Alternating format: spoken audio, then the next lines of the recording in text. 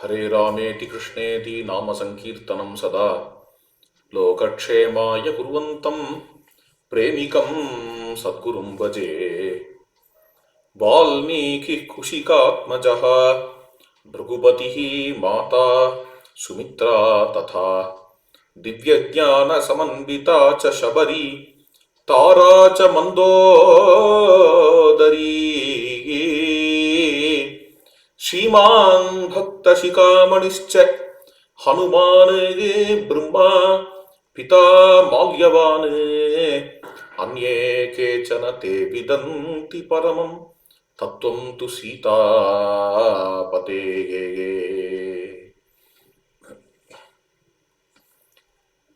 ஸ்ரீராமர் பரதத்துவம் என்கிறத தெரிஞ்சின்றவா யார் யாரு என்கிறத பார்த்து கொண்டு வருகிறோம். அதுல தாரை ராமரை பார்த்து விசேஷமா ஸ்தோத்திரம் பண்றா. தன்னுடைய பர்த்தாவை அடிச்சவன் இந்த ராமன் கொலகாரன் என்று ஏச வேண்டி இருக்க, ஆனால் அப்படிப்பட்ட ராமரை பார்த்தும் கூட திவ்ய ஞானத்தினால பார்க்கறதுனால ராமரை ஸ்தோத்திரமே செய்கிறாள். அதுக்கு தாரையினுடைய ஞான விசேஷமும் காரணம், ராமருடைய ரூப விசேஷமும் காரணம். ராமருடைய ரூப விசேஷம் அப்படி இருக்குமா, அது பார்த்தான்னா திட்டுற மாதிரி இருக்காது. ஏன்னா தாரை ஞானத்தினால ஸ்தோத்திரம் பண்ணலாம். வாலிக்கு என்ன ஞானம் இருந்தது? ராமர் இருக்கும் பொழுதே பிரிய தரிசனா அப்படின்னு அழைக்கிறான் ராமரை. அப்படித்தான் அழைக்க தோணும். அடிப்பட்டு கீழே விழுந்திருக்கும் பொழுது கூட கொலகாரான்னு கூப்பிடாம அவரை பார்த்த உடனே பிரிய தரிசனாங்கும்படியா அவருடைய திருமேனி இருக்குமா? அந்த ராமரை தெரிஞ்சுட்டு ஸ்தோத்திரம் பண்றவோ தார அவளை பத்தி கேட்பானே, வாலியே பிரிய தரிசனான்னு கூப்பிட்டான். தொமப்பிரமேயஸ்ச துராசதஸ்ச ஜிதேந்திரியஸ்ச உத்தமதார்மிகஸ்ச அக்ஷயகீர்த்திஸ்ச விசக்ஷணஸ்ச க்ஷிதிக்ஷமாவாமே க்ஷதஜோபமாக்ஷாக.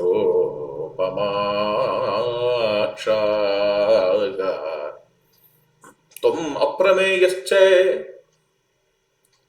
அளவிட முடியாதவர் நீர் என்று அர்த்தம். பிரமாணங்களுக்கு அப்பாற்பட்டவர் நீர் என்றும் அர்த்தம். என்ன எந்த அளவு நீங்க சொன்னாலுமே அந்த அளவு பரிமிதம், அந்த அளவு எதுக்கோ அடங்கிடும். அடக்க முடியாதது என்கிறது அகண்டம் ஒண்ணுதான். அப்பிரமேயன் என்கின்ற பொருள் அவருக்குத்தான் பொருந்தும். அகண்ட பிரம்மஸ்வரூபம். மற்ற இது இதுல அடங்கும், இதுல அடங்கும்னு சொல்லிட்டு போகலாம். கடைசியா இது எதுல போய் அடங்கும் அப்படின்னு அகண்டத்துல அடங்கும் என்று முடிக்கிற மாதிரி ஆகும். அப்புறம் அகண்டம் எதுல அடங்கும் என்ற கேள்வியே தப்பு. ஏன்னா அகண்டத்தினுடைய டெஃபினிஷனே என்னென்ன, எதுலையும் அடங்காதது என்கிறது தான். அப்பேற்பட்ட அகண்டமாக இருக்கக்கூடியவர் நீர் என்று பிரமாணங்களால ஒரு பிடிபடாதவர், எந்த பிரமாணத்துக்கும் பிடிபடாதவர் நீர். ஏன் பிரத்யக்ஷ பிரமாணத்துக்கு பிடிபடக்கூடியவராச்சே. எழுத்தாப்புல நிற்கிறாரே அப்படின்னு தாரைக்கு எழுத்தாப்புல தான் நிற்கிறார். ஒரு விதத்துல பார்த்தோம்னா இது ஒரு விரோதாபாசம். தொம்னு பிரத்யக்ஷ சித்தமா நிறுத்தி வச்சுட்டு அப்பிரமேயஸ்ச பிரத்யக்ஷத்துக்கு அப்பால் பட்டவர் நீர் என்று சொல்றார். எப்படி அப்படின்னா எழுத்தாப்புல நிற்கிறார். அவரை தரிசனம் பண்ணவும் ஆனந்தமா தான் இருக்கு. இருந்தாலும் அவரை புரியலையே, அவர் என்ன அப்படின்னு நம்மளால புரிஞ்சுக்க முடியலையே, தெரியலையே. விபவத்துலதான் இல்லை, அர்ச்சாதிருமேனியா இருக்கிற பெருமாளையே நம்மளால புரிஞ்சுன்ற முடியுமா? ஆனந்தமா இருக்கு. நம்பெருமாள் புறப்பாடாகி வரத பார்த்தானா ஆனந்தமா இருக்கு. வரதன் ஜாம்னு கிளம்பி வரத பார்த்தானா அழகர் குதிரை வாகனத்துல வரத பார்த்தா ஆனந்தமா இருக்கு. பார்க்கறதுக்கு ஆனந்தமா இருக்கு, சேவிக்க ஆனந்தமா இருக்கு.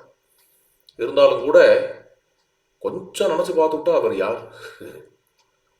அவர் யாருங்கிறத சித்த நினைச்சு பார்த்துட்டா வேதாந்த திருஷ்டினால பார்க்கணுங்கிறது இல்லை, யோக திருஷ்டினால பார்க்கணுங்கிறது இல்லை, வெறும் வரலாறு ரீதியா நீங்க நினைச்சு பார்த்தாலே இது ஒரு இந்த நம்பெருமாள் எத்தனை பேரை பார்த்திருப்பார். எத்தனை சோழ மன்னர்களை பார்த்திருப்பார், எத்தனை சேர மன்னர்களை பார்த்திருப்பார், எத்தனை பாண்டிய மன்னர்களை பார்த்திருப்பார். சுந்தர பாண்டியன் கொடுத்த கொண்டை அதை வச்சுட்டு இருக்கார், வட்டில் வச்சுட்டு இருக்கார். ஒவ்வொன்றும் அவரிடத்துல அந்த இதை பார்த்தேன்னா பிரமிப்பா தான் இருக்கு. அப்புறம் எத்தனை நாயக்க மன்னர்களை பார்த்திருப்பார் நம்பெருமாள். இது எல்லாத்துக்கும் முன்னாடி இதிகாச புராணங்கள் எல்லாம் எப்படி நம்பெருமாள் இருந்தார், இன்னைக்கு நமக்கு எழுத்தாப்புல காட்சி அளிக்கிறார். அது மட்டும் இல்ல, இதை இப்ப நான் சொன்னேனே, சத்துக்களுக்கு சாட்சியா இருந்தார், எத்தனை அசத்துகளுக்கு கூட சாட்சியா இருந்தார், எத்தனை அசத்துகளை பார்த்திருப்பார் இல்லையா. குலோத்துங்க கிருமிகண்டனை பார்த்திருப்பார், மல்லிகபூரை பார்த்திருப்பார். இத்தனை எதிர்ப்புகளை தாங்கிட்டு நிற்கிறார். அப்படிங்கிற ரீதியில நம்ம அவரை பார்க்க ஆரம்பிச்சிட்டோம்னா அடேயப்பா எத்தனை வருஷங்கள் அப்படியே நிற்கிறார் இல்லையா. காஞ்சியில வரதன் அப்படியே நிற்கிறார். நடுவில் என்னெல்லாமோ வந்தது, எதெல்லாமோ போச்சு. காஞ்சிபுரத்துல எதெல்லாமோ இன்வேஷன்ஸ் வந்தது, அட்டாக்ஸ் நடந்தது. இதுக்கெல்லாம் முன்னாடி இருந்த பல்லவ சாம்ராஜ்யம் இருந்தது, எல்லாம் நடந்தது, எல்லாம் போச்சு. கடைசியா என்னென்ன சுஸ்தானத்துல அவர் எழுந்தருளி இருக்கிறார். கொஞ்சம் சித்த நினைச்சு பார்த்தோம்னா அர்ச்சாவதார திருமேனிகளுடைய வைபவங்கள்லாம் எத்தனை மகான்களை, ராஜா சத்து அசத்தெல்லாம் விடுதோம், எத்தனை மகான்களை பார்த்திருப்பா. ஆளவந்தாரை பார்த்திருப்பா, ராமானுஜரை பார்த்திருப்பா வாழலாம். அப்புறம் ஆதிசங்கரை பார்த்திருப்பா, துவைத சித்தாந்தத்துல புரந்தரதாசரை பார்த்திருப்பா, விஜயதாசர் கனகதாசரை பார்த்திருப்பா. அப்பேற்பட்ட பெருமாள் இல்லையா. இப்பேற்பட்ட பெருமாள் இன்னைக்கு நம்ம முன்னாடி நிற்கிறார். சும்மா ஒரு கோணத்துக்காக சொன்னேன். இது வரலாற்று கோணம். இப்ப நான் சொன்னது இது மாதிரி ஒவ்வொரு கோணத்திலையும் அவரை பார்க்க ஆரம்பிச்சோம் அப்படின்னு வேதாந்த திருஷ்டியா பார், யோக திருஷ்டியா பார், பக்தி திருஷ்டியா தான் பார். எவ்வளவு தூரம் அவரோட ஆழம் காண முடியும். இந்த அர்ச்சாத்திரிமேனிய சொன்னேன், இது வச்சுட்டு விபவத்துக்கு போலாம். ராமர்னா பார்க்க ரொம்ப சிம்பிளா தான் இருக்கார், நம்மள மாதிரிதான் இருக்கார். 2 கையோட 2 காலோட தான் இருக்கார். ஒன்னும் வித்தியாசமாவோ விசித்திரமாவோ எதுவும் கிடையாது ராமர்கிட்ட. சாதாரணமா இருக்கார். ரொம்ப பெருசா கேரிஷா அலங்காரங்களா கூட பண்ணிக்க மாட்டார். பட்டாட்டோப்பமும் கிடையாது ராமர்கிட்ட. சாதாரணமாவே பட்டாட்டோப்பம் கிடையாது. அதுவும் காட்டுக்கு வந்துட்டாருன்னு வச்சுக்கோ, அலங்காரமே கிடையாது அவருக்கு. அப்படிப்பட்ட இந்த ராமரை பார்த்து ஹனுமார் சொல்ற வார்த்தை, பிரபயா பர்வதேந்திரோயம் யுவயோகோ அவபாசிதா. நீங்க வந்து இருக்கிறதுனால இந்த இடமே நிறைஞ்சு போயிடுது. உங்களுடைய தேஜஸ்னால இந்த மலைகள், இந்த நதிகள் இதெல்லாம் அப்படியே சார்ஜா இருக்குங்கிறார் ஹனுமான். எல்லாம் அப்படியே ஃபுல்ஃபில் ஆயிருக்கு, நிறைவாயிருக்கு அப்படின்னு சொல்றார். அது மாதிரி இருக்குமா ராமருடைய திருமேனி, ராமரோட ஒரு பிரசன்ஸ், சன்னிதானம். தமப்பிரமேயஸ்ச, நேரையே பார்த்தாலும் அளவிடவும் முடியாது. நீர் பிரத்யட்ச சித்தரும் இல்லை.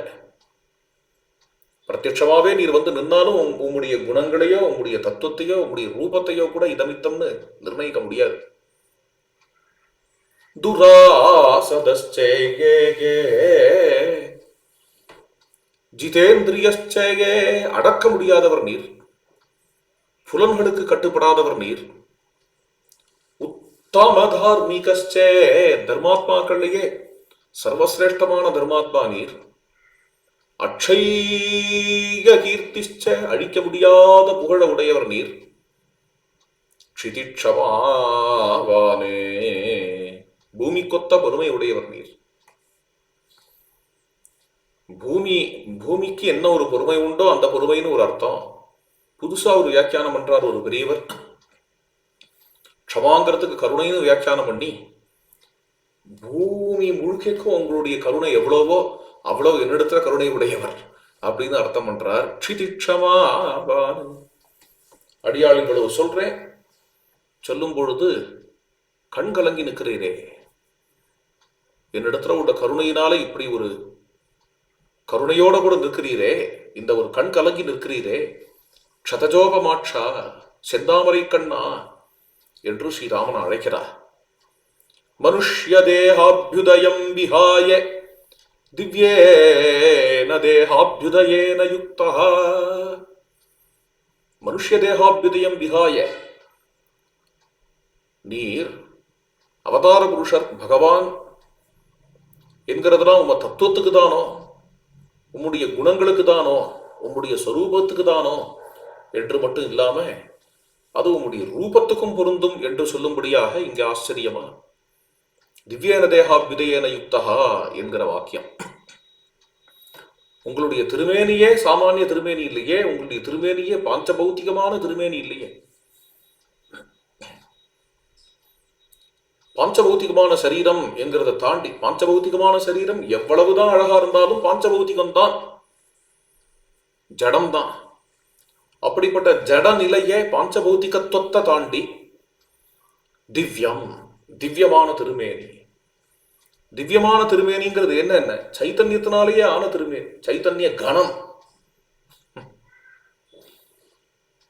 அதுதான் அப்பய தீட்சிதர் சொல்ற ஸ்லோகத்துல வருது. சைத்தன்ய கணம் என்று ஒரு வாக்கியம் சொல்றார். அது என்னவோ ஏதோ வாசாம கோச்சரம். சைத்தன்யாத்சா காபா அப்படின்னு அபங்கத்திலையும் பாடுறார். சைத்தன்யத்தினுடைய பிண்டம் என்னது? இது புரியாத விஷயம். அத ரத்தாஸ்தி மாம்சமயமான திருமேனி சரீரம் என்று சொல்ல முடியாது.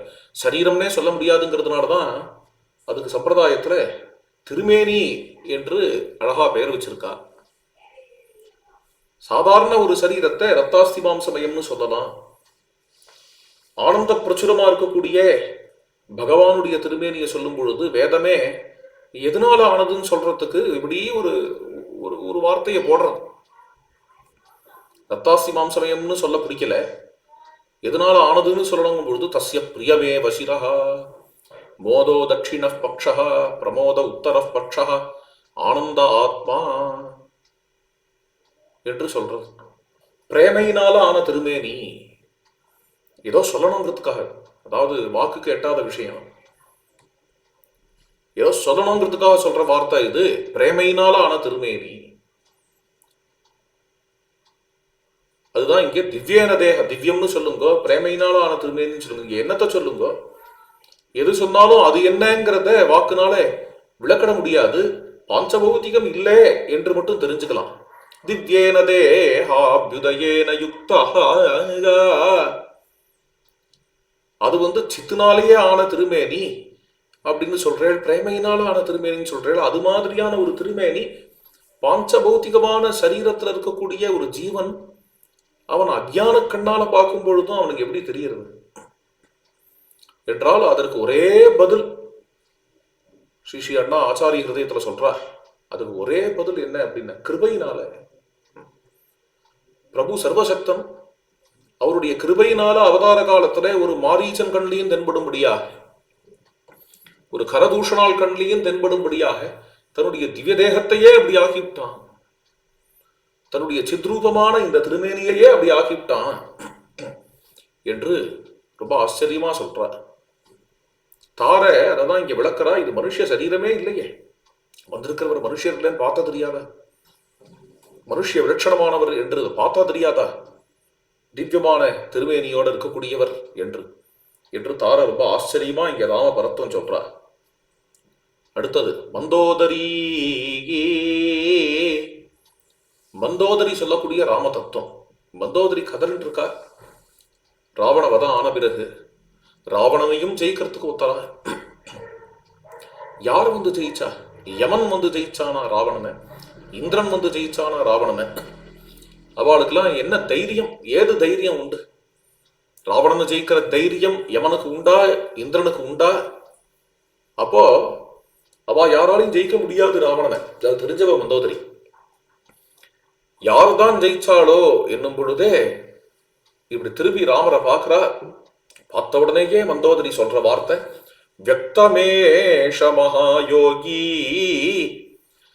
பரமாத்மா சனாதனஹ அநாதி மத்ய நிதனஹ மஹதః பரமோ மஹானே தமசஹ பரமோதாத சங்கசக்ரே கதாதரஹ ஸ்ரீவத்சவட்சாஹ நித்யஸ்ரீஹி அஜய்யஹ சாஸ்வதோ த்ருவஹ வியக்தமேஷ மகாயோகி. நம் கண்ணுக்கு முன்னாடி தெரியவர் மகா யோகேஸ்வரனாச்சே. மகா யோகின்னு சொல்லுவானே அப்படின்னா இது என்ன யோகம்? இது ஆசனமா, பிராணாயாமமா, தாரணா தியானங்களா, அல்லது ஹடயோகத்துல எதெல்லாமோ சொல்றாளே, நன்னா கிரியா பண்ணுவாரா? வமன தோத்தி நன்னா பண்ணுவாரா ராமர்? மகா யோகிங்கிறாளே. பந்தம் அது மாதிரி ஏதாவது பண்ணுவாரா? முத்திரைகள்லாம் நன்னா காட்டுவாரா? சிரசாசனத்துல நிற்பாரா? என்ன யோகம் ராமர்கிட்ட உள்ள யோகம்? என்ன யோகம்? எதை இங்க மந்தோதரி சொல்றா அப்படின்னா, யோகத்தினால நான் சிருஷ்டிக்கிறேங்கிறான் பகவான் கீதையில. என்னுடைய யோகமாயினால சிருஷ்டிக்கிறேன். அது என்னது? பஷ்யமே யோகம் ஐஸ்வரம். இது ஐஸ்வர யோகம். வாஸ்தவத்துல அவர் ஒருத்தரை தான் யோகத்துக்கு ஓனர், யோகத்தோட சுவாமி. அவரிடத்துலேருந்து பகிர்ந்துட்ட யோகத்தை நம்மளாம் ஏதோ பண்ணிட்டு இருக்கோம் எத்கிஞ்சித்து. அவரோட யோகம் ஐஸ்வர யோகம். ஐஸ்வர யோகங்கிறது சிருஷ்டி, ஸ்திதி, சம்ஹாரம் எல்லாமே ஈஸ்வரனுக்கு யோகத்தால தான் நடக்கிறது. உயர்ந்த விஷயம். அந்த யோகத்தை உடையவர் அவர் அப்படிங்கிறது. சாதாரணமான யோக சித்தாள்லாம் அதனுடைய ஏதோ ஒரு அம்சம், அந்த அம்சத்தை சித்தி என்று காட்டிக் கொண்டிருக்கிறார்கள். ஏதோ ஒரு லவலேசமான ஐஸ்வர்யத்தை காட்டிவிட்டு ரொம்ப விரிவாளா மதிக்கப்படுறா லோகத்துல. அவருடைய யோகமோ என்ன அப்படின்னா, அது லவலேசமானதும் கிடையாது, சம்பாதிக்கப்பட்டு வந்ததும் கிடையாது. அவருடையதே சுதசித்தம் அவருடைய யோகம். அந்த யோகத்தினால்தான் சிருஷ்டி நடக்கிறது, ஸ்திதி நடக்கிறது, சம்ஹாரம் நடக்கிறது. அந்த யோகத்தினாலதான் பக்தாளுக்கு அவர் பண்ற அனுகிரகங்கள்லாம் நடக்கிறது. அந்த யோகத்தினாலதான் அவருடைய அவதாரங்கள்லாம் நடக்கிறது. அந்த யோகத்தை அவரிடத்தையும் பிரிக்கவே முடியாது. அவரும் அந்த யோகமும் ஒண்ணுதான். அதனால வெக்தமேஷ மகா, அதனாலதான் அவருக்கு யோகேஸ்வரன்னே பேர். மகாயோகி பரமாத்மா, சர்வத்திர வியாபிச்சு நிற்கக்கூடியவன். சர்வ சரீரங்கள்லயும் இருக்கிறான், ஜட வஸ்துக்கள்ல கூட அந்தர்யாமியா இருக்கிறான். பரமாத்மா, அவனுக்கு ஆதி கிடையாது, அந்தம் கிடையாது. சனாதனஹா, ஆதியும் மத்தியமும் நிதனமும் இல்லாதவன். அனாதி மத்திய நிதனஹா, அகங்காரத்துக்கு அப்பால் பட்டவன். அதாவது அகங்கார தத்துவம்னு ஒன்று சொல்லுவா சாஸ்திரங்கள்ல. அந்த அகங்கார தத்துவத்துலதான் எல்லாம் போய் ஒடுங்கிறது. ரொம்ப பெரிய விஷயம் அது. அந்த அகங்கார தத்துவத்துக்கும் அப்பாற்பட்டவன். அந்த அகங்கார தத்துவத்துக்கு அப்பாற்பட்டவன் இந்த வந்திருக்காரு இந்த ராமர் மகத்தத்துவமோ என்று கேட்டால், மகதஹா பரமோ மகானு, மகத்தத்துவத்துக்கும் அப்பாற்பட்டவன். தமசப் பரமோ தாத்தாயா, அந்த மகத்துவம் போய் ஒடுங்கும். எங்க போய் ஒடுங்கும் அப்படின்னு அவ்யக்தத்துல ஒடுங்கும். அந்த அவ்யக்தம் தான் ராமரோ அப்படின்னு தமசஹா பரமஹா, அந்த அவ்யக்தத்துக்கும் அப்பாற்பட்டவன். அவ்யக்தத்துக்கும் அப்பாற்பட்டு இந்த அண்டசராசரத்துக்கும் மேல எந்த ஒரு இருட்டு எல்லா இடத்துலையும் சூழ்ந்திருக்கோ, எந்த ஒரு இருட்டை நம்மாழ்வார் பெரும் பாழேயோ என்று மங்களாசாசனம் செய்கிறாரோ, அப்பேற்பட்ட பாழ் என்கின்ற அந்த இருட்டு, அதை கடந்து இருக்கக்கூடிய ஒளி. தமசப் பரமோ தாத்தா சங்க சக்கர கதாதரஹா, ஜாதி முல்லை தோட்டமில்லை ஜோதி மலர் தோட்டமடா, ஜோதி மலர் தோட்டத்திலே ஆதி பரம்பொருளை கண்டேன் என்று ஸ்ரீ வாசுதேவ பிரம்மத்தினுடைய கீர்த்தனம். அந்த ரீதியாக இது அப்பேற்பட்ட இருளை தாண்டி கோட்டி சூரிய பிரகாசமான வைகுண்டத்துல திவ்யதாமத்துல எழுந்தருள் இருக்கக்கூடிய சங்கச்சக்கர கதாதரனான சங்கச்சக்கர கதாதரஹா ஸ்ரீவத்சவட்சாஹ, ஸ்ரீவத் சாங்கித வட்சஸ்தலனான நித்யஸ்ரீ என்றென்றைக்கு அழியாத ஸ்ரீய தன்னோட கூட கொண்டு இருக்கிறவனான அஜய்யா சாஸ்வதா துருவா, மாறாத வஸ்துவான அந்த நாராயணனே இந்த ராமன் என்கிறதுல என்ன சந்தேகம்? மந்தோதரி ராமருடைய பரதத்துவத்தை இங்க பேசுற இந்த இடத்துல பிரவசனங்கள்ல சொல்ற வழக்கம், மந்தோதரி படுற தாபத்தை பார்த்துட்டு தாங்க முடியாத ராமர் சங்கச்சக்கர கதாதரனாகவே மந்தோதரிக்கு தரிசனம் கொடுத்து விட்டார். அதை கண்டே மந்தோதரி வைகுண்டானுபவம் அது. அதை கண்டே மந்தோதரி இங்க பகவான ஸ்தோத்திரம் பண்றாள் என்று. தாராச்ச மந்தோதரி ஸ்ரீமானு பக்த சிகாமணிச்ச ஹனுமான். ஒரு தாரே, ஒரு மந்தோதரி, இவாழ்லாமே ராமருடைய பரதத்துவத்தை சொல்றா, புரிஞ்சுட்டு இருக்கா அப்படின்னு ஹனுமானை பத்தி கேட்பானே. ஹனுமானுக்கு உள்ள விசேஷம், ஒரு ஒரு விசேஷமான விசேஷம் என்ன அப்படின்னா வேற யாருக்குமே விழலை இந்த ஸ்லோகத்துல இப்படி ஒரு விசேஷனம். ஸ்ரீமான் பக்த சிகாமணிச்ச ஹனுமான் என்றது. அது ஏன் அப்படி சொல்லணும், பக்த சிகாமணின்னு சொல்லணும்? ராம தத்துவம் ராமபரத்துவம் பேசுறவா எல்லாருமே பக்தாள் தான். பக்த சிகாமணின்னு சொல்றதுக்கு காரணம் ராவண சபையில போய் ராமபரத்துவத்தை பேசக்கூடிய தைரியம் வேற யாருக்கு உண்டு? ராமாயணம் சொல்லலாம். எங்க ராமாயணம் சொன்னான்னா ரொம்ப ஸ்ரத்தையா நமஸ்காரம் பண்ணிட்டு கை குவிச்சுட்டு கண்ணீர் விட்டுட்டு கேட்கறாளோ, பிரவச்சனம் முடியும் பொழுது அங்கேன்னு ஸ்தோத்திரம் பண்றாளோ, இவ்வளவு நன்னா சொன்னேளே என்றெல்லாம் சொல்றாளோ, அந்த இடத்துல போய் ராமாயணம் சொல்றது பெரிய விஷயம் இல்லப்பா. எங்க ராமகதை சொன்னா நாக்க அறுத்துருவேன்னு சொல்றானோ, எங்க ராமகதை சொன்னா நம்ம தலை போயிடுமோ, அது மாதிரி இடத்துல போய் ராமருடைய பரத்துவத்தை சொல்றதுக்கான தைரியம் வரணும். அப்பேற்பட்ட ஒரு தைரியம் ஹனுமானுக்கு. யதார்த்தவாதி. ராவணன் எழுத்தாப்புல சொல்லலாமா அப்படின்னு பயப்படல அவர். யதார்த்தத்தை சொல்றேன் கேள். சத்தியம் ராட்சச ராஜேந்திர ஸ்ருணுஷ்வ வச்சனம் மமேயே ராமதாசஸ்யே தூதஸ்யே வானரஸ்ய விசேஷதா. சத்தியத்தை தான்ப்பா பேசுவேன் 3 காரணத்தினால. ஒரு காரணம் என்ன அப்படின்னு, ராமதாசஸ்யே, அடியன் ராமதாசன்கிற காரணத்தினாலையும் சத்தியத்தை தான் பேசுவேன். ராமதாசனுக்கு போய் பேசணுங்கிற அவசியம் இல்லை. தூதன்கிறதுனாலேயே பாரபட்சம் இல்லாதவன், பட்சபாதம் இல்லாதவன். பொதுவாக மத்தியஸ்தன் தான் தூதன். எனக்கு என்ன, யார்கிட்ட தாட்சிணியம்? யதார்த்தத்தை பேசுறதுக்காக வந்தவன் தூதஸ்ய. ஒரு வானரங்கிற காரணத்தினாலையும் நான் யதார்த்தத்தை தான் பேசுவேன். வானரஸ்ய விசேஷதா. ரொம்ப ரொம்ப நகரங்கள் அர்பனைசேஷன் அப்படின்னு வந்துட்டு காட்டிலும் வனச்சரர்கள், வனபர்கள், அப்படி வனவுகசாகா அப்படிங்கிறார் இல்லையா, அது மாதிரியான ஜனங்கள் இடத்துல சத்தியம் ஜாஸ்தி இருக்கும். அது மாதிரி நாங்கள்லாம் வானரானாம் வனவுகசாம். அது மாதிரி வனச்சரர்களா இருக்கக்கூடிய நாங்கள் சத்தியத்தை தான் பேசுவோம். வானரஸ்யே விசேஷதா. அப்படின்னா சத்தியத்தை நீ பேச போறப்பா அப்படின்னா, அங்க உட்காந்து இந்த சபையில ராவணனை பார்த்து என்ன வார்த்தை, என்றென்றைக்கும், அது வருங்காலத்திலையும் சரி, நிகழ்காலத்திலையும் சரி, இதற்கு முன்னாடி இருந்த இறந்த காலத்திலையும் சரி, எந்த காலத்திலையும் ராமனுக்கு ஈடோ ராமனுக்கு மேற்பட்டு ஒத்தனோ கிடையவே கிடையாது அப்படின்னு சபதம் பண்றார் ஹனுமான்.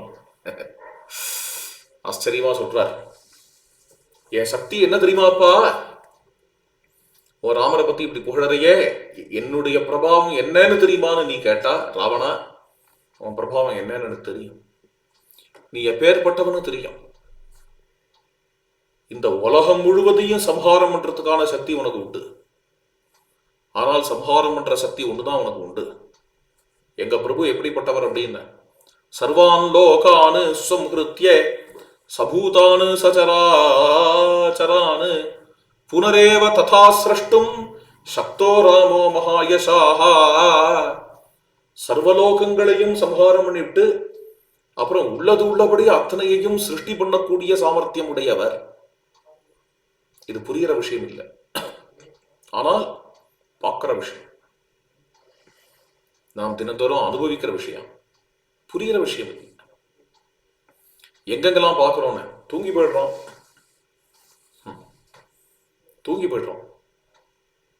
எண்ணங்கள்லாம் எங்க போச்சு?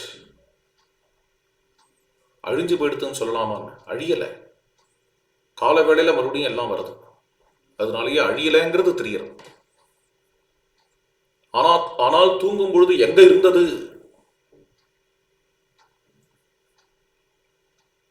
இது புரியாத விஷயம். தூங்கும் பொழுது இல்லாம மறுபடியும் எழுந்துக்கும் பொழுது உள்ளது உள்ளபடி அப்படியே வந்துடுறது. அதே மாதிரி கம்ப்யூட்டர், அது அடுத்த ஆச்சரியம். இதாவது உள்ளுக்குள்ள ஏதோ எசாட்டரிக்கா இருக்கு, சூக்ஷ்மமா ஏதோ இருக்கு. இன்டர்நெட்டு, கம்ப்யூட்டர் அப்படிங்கும் பொழுது வெளி வஸ்து, இது நம்மால சிருஷ்டிக்கப்பட்ட ஒரு வஸ்து, இது மனுஷிய கிருத்தம். அதுக்கு ஒரு சக்தி இருக்கு.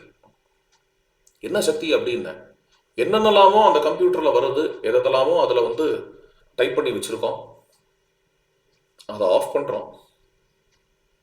ஆஃப் பண்ண உடனே அதெல்லாம் எங்க போச்சு? மறுநாளைக்கு ஆன் பண்ண உடனே அதெல்லாம் அப்படியே உள்ளது உள்ளபடி வருது. இந்த ஆஃப் பண்ண சமயத்துல எங்க போச்சு? எங்க போச்சுன்னு கம்ப்யூட்டரை கண்டுபிடிச்ச வாழ்க்கையே சொல்ல முடியாது. அந்த ஒரு தத்துவத்தை இருக்கு அப்படின்னு அவ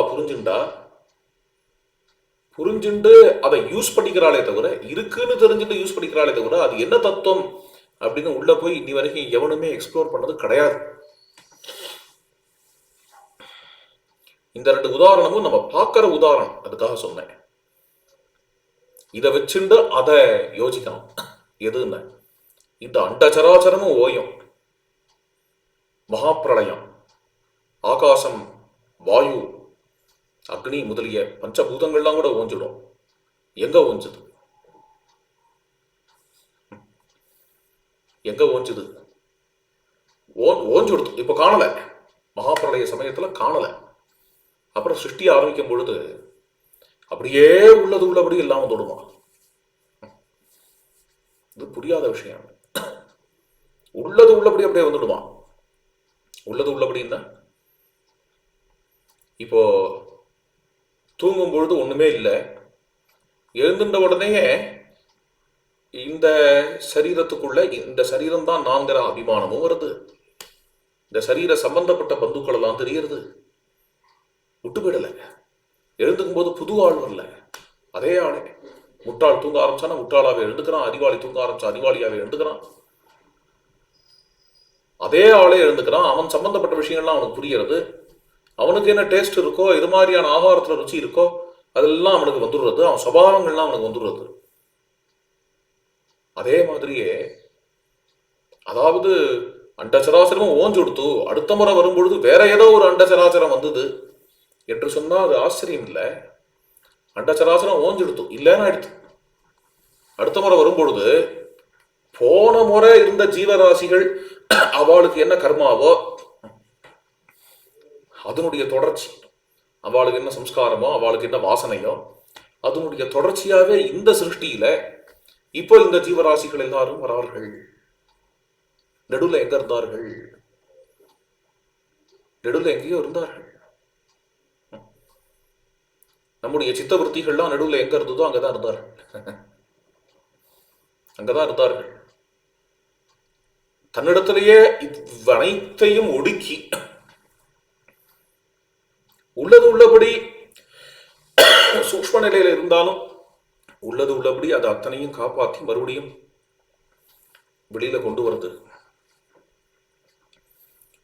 நாராயணன் என்பவர் காக்கும் கடவுள்ங்கிறாளே, ஸ்தூலமா சிருஷ்டியான உடனே எல்லாரையும் காக்கிற கடவுள் மட்டும் இல்ல. அவர் எல்லாம் ஒடுங்கின உடனே சூக்ஷ்ம நிலையிலையும் அதை அப்படி அப்படியே காப்பாத்தி, அதுதான் இன்னும் பெரிய ஆச்சரியம். மறுபடியும் எல்லாத்தையும் பிறக்க வைக்கும் பொழுது அப்படியே பூர்வ கல்பத்துல இருக்கிற வாசனைகளோட சம்ஸ்காரத்தோட ஒண்ணு கூட மாறாதபடி பிறக்க வைக்கிறாரே, அடேங்கப்பா. புனரேவ ததா சிரஷ்டும் சக்தா. அதுதான்ப்பா எங்க ராமர். இது ராமரால முடிகிற காரியம் ஒன்னால முடியாது, யாராலையும் முடியாது. ராமனை ஏதோ ரொம்ப நம்மள மாதிரி ஒரு மகா பலபராக்கிரமசாலியான ஒரு வீரன் மட்டும் நினைச்சுடாத. நான் ஒரு மகாவீரன் ராவணன் உட்காண்டிருக்கேன், அது மாதிரி ராமனும் ஒத்தன் அப்படின்னு நினைச்சுடாத. அந்த ஆழ முடியாது. எப்பேற்பட்டவர் தெரியுமா? இந்த ஜகத்தையே தன்னிடத்துல ஒடுக்கி உள்ளது உள்ளபடி கொண்டு வரக்கூடியவர் அப்படின்னு சொல்றார். தேவாஸ்ச தைத்யாஸ்ச நிசாச்சரேந்திர கந்தர்வ வித்யாதர நாக யக்ஷாஹ ராமஸ்ய லோகத்ரய நாயகஸ்ய திராதும் ந சக்தாக சமரேஷு சர்வே பிரம்மா ஸ்வயம்பூச்சதுரானனோ வா ருத்ரஹா திரிநேத்ரஹா திரிபுராந்தகோ வா இந்திரோ மகேந்திரஹா சுரநாயகோ வா திராதும் ந சக்தாக யுதி ராமபத்யம். தேவர்கள், கந்தர்வர்கள், தைத்தியர்கள் யாரும் ராமரோட யுத்தம் பண்ணி ஜெயிக்க முடியாதுப்பா. நகி ராமசமஹா கஷ்டித் வித்யதே திருதசேஷ்வபின்னு இதே ஹனுமானோட வார்த்தை சுந்தரகாண்ட ஆரம்பத்துல. தேவாள்ல கூட ராமருக்கு ஈடானவன் யாரும் கிடையாது. அது எங்க போய் சொல்றார்? மந்தோதரி நிம்மதியா தூங்கிட்டு இருக்கிறத பார்த்துட்டு சொல்றார், இது நிச்சயமா சீதையா இருக்க முடியாது. சீதையா இருந்தா நிம்மதியா அப்படி தூங்க முடியாது. தபஸ்வினியா கதறிட்டு தான் இருப்பா. ஏன் அப்படின்னு, அந்த ராம கந்தத்தை உகந்தவள். வேற ஒரு பய கிட்டக்க வந்துட முடியுமா? அந்த இடத்துல சொல்றா, நகி ராமசம கஷ்டித் வித்யதே திருதசேஷ்வபி. ராமச்சந்திர பிரபுவுக்கு ஈடு தேவாள்ல கூட யாரும் கிடையாது. மர்த்தியாள பத்தி கேட்பானே அப்படின்னு ஒரு ஆச்சரியமான ஒரு வைபவத்தை சொல்றார். பிரம்மா ஸ்வயம்பூஹு சதுரானனோ வா ருத்ரஸ்திரிநேத்ரஹா திரிபுராந்தகோ வா இந்திரோ மகேந்திரஹா சுரநாயகோ வா திராதும் ந சக்தாக யுதி ராமபத்யம். நாளைக்கு மட்டும் ராமர் யுத்தத்துக்குன்னு கிளம்பி வந்துட்டார் அப்படின்னா, நீ எந்தெந்த தேவனெல்லாம் பெரிய தேவன் நினைக்கிறையோ அப்பேற்பட்ட தேவர்கள்லாம் உன்னை காப்பாற்ற முடியாதுப்பா. பிரம்மருத்ராதிகளாலையும் உன்னை காப்பாற்ற முடியாது. சாட்சாத் இந்திரனாலையும் உன்னை காப்பாற்ற முடியாது. யாரும் உன்னை காப்பாற்ற விழைய மாட்டார்கள், விரும்ப மாட்டார்கள். ஜாக்கிரதையா இரு என்று ஹனுமான் ராவணனை பார்த்து சொல்ற வார்த்தை. இதுல இருந்து தெரிகிறது, ஹனுமான் ராம தத்துவத்தை தெரிஞ்சின்றவர். ராம பரத்துவத்தை லங்கையில ராவண சபையில கட்டறவேன சொன்னவர் ஹனுமான் என்று. பிரம்மா பிதா மால்யவான் முன்னாடியே சொல்லிட்டேன். தசரத சக்கரவர்த்தி எப்படி ராம தத்துவத்தை சொல்றார் என்கிறது முன்னாடியே அந்த ஸ்லோகத்துல, கௌரியை சந்திரகலாதரேணச்ச ததா எத் சீதையா சத்வயா புரோக்தம் மாருதையேபி பூமிபதினா சௌமித்ரையே. லக்ஷ்மணனை பார்த்து தசரதர் சொல்றார், ஏததுத்தரம் அவ்யக்தம் அக்ஷரம் பிரம்ம சம்மிதம் தேவானாம் ஹிருதயம் சௌமிய குஹ்யம் ராமஹா பரந்தபஹா. அக்ஷர பிரம்மம்னு சாஸ்திரங்கள்ல எது சொல்லப்படுகிறதோ, தேவர்களுக்கும் அந்தர்யாமின்னு யார் சொல்லப்படுறாரோ அது லக்ஷ்மணா உங்க அண்ணாதான் என்று தசரதர் பண்ற உபதேசம். பிதா மால்யவான் மால்யவான் சொல்றார்.